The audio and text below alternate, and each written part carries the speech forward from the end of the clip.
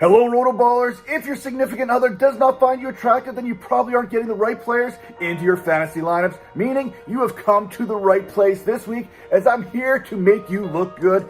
Here are my must-start running backs and tight ends for week number 14, and let's kick things off with the running back position. My number one start this week is Devin Achane versus Tennessee. The Titans are not equipped to handle this passing game of the Miami Dolphins. Miami could have this game put away before the end of the first quarter. Now, I expect Miami to run the ball and run the ball often, especially with Jeffrey Simmons looking as though he will be unable to go this week. Last week, in Achane's return from injury, he managed to stay healthy this time and carry the ball 17 times for 73 yards, hitting pay dirt on multiple occasions. He also added 30 yards on 3 receptions to put him over 100 total yards. Expect much the same this week and another top 5 fantasy performance from the Dolphins rookie running back. My second running back that I'm firing up this week is Saquon Barkley versus the Green Bay Packers. Before Isaiah Pacheco's ejection, he was proving that his legs were much better than his left hook, compiling 110 yards and a touchdown on just 18 carries against his Packers run defense. Now, Barkley, he's had a bye week there to nurse some of his injuries, and I'm surprised his back isn't listed on this injury report after carrying this team all season long.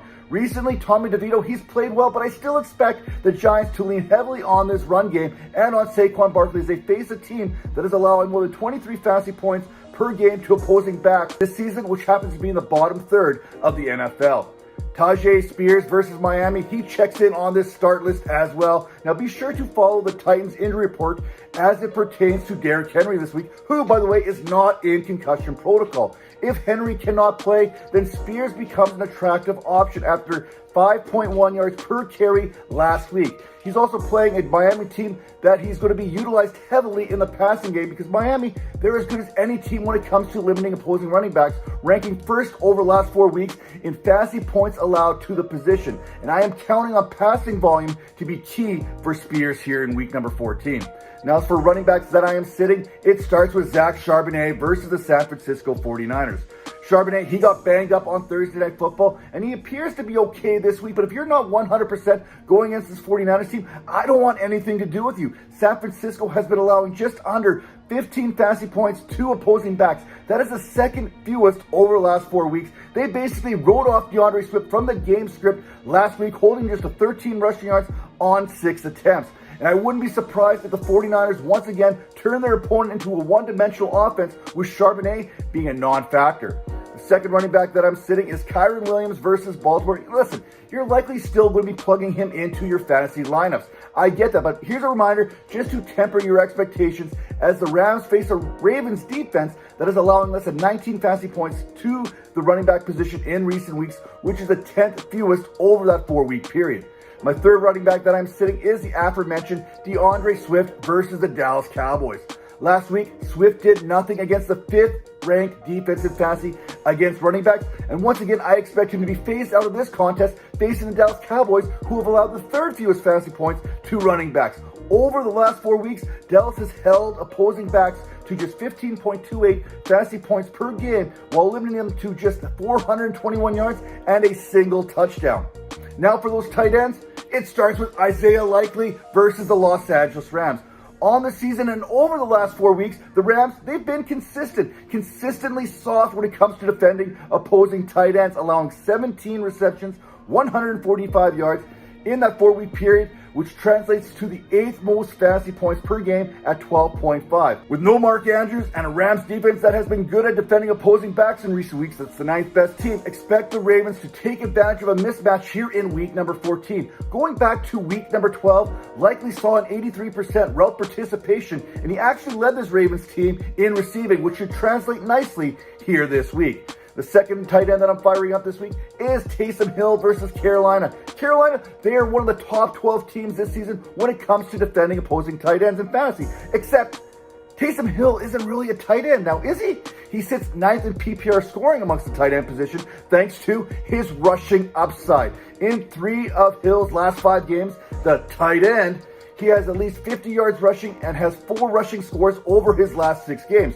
Carolina, they still remain the 3rd worst defense this season when it comes to running backs in fantasy, which is Weird, because Taysom Hill may be a tight end, but he's really more of a running back. He's got his own offensive packages, and he should be more than capable to producing on the ground once again. Another tight end that I'm expecting to produce in fantasy is Jake Ferguson versus the Philadelphia Eagles. Dak Prescott is going to be able to throw the ball wherever and whenever he wants this week. We essentially saw Brock Purdy do that against this Eagles secondary last week. Philadelphia, they have allowed more fantasy points to wide receivers than any other team. And over the last 4 weeks, they've actually allowed the 10th most fantasy points to tight ends. Enter Jake Ferguson, who's coming off a 19-point performance last week, which saw him score and haul in 6 of his 8 targets for 77 yards. And if Dalton Schultz misses this week, hey, Brevin Jordan is a very sneaky play against the New York Jets.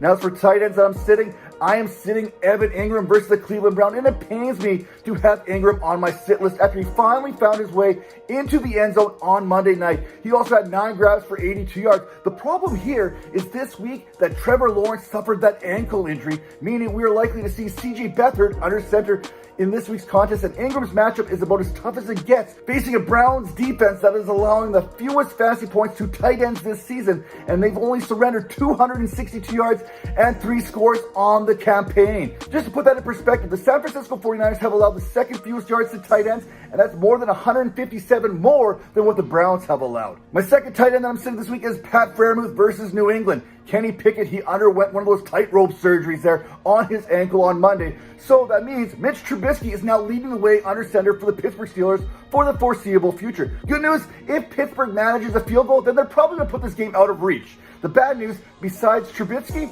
is that the Patriots are the top defense in fantasy when it comes to defending the tight end position, allowing less than 6 fantasy points per game over the last 4 weeks. And finally, the third tight end that is a sit for me this week is Dallas Goedert versus the Dallas Cowboys.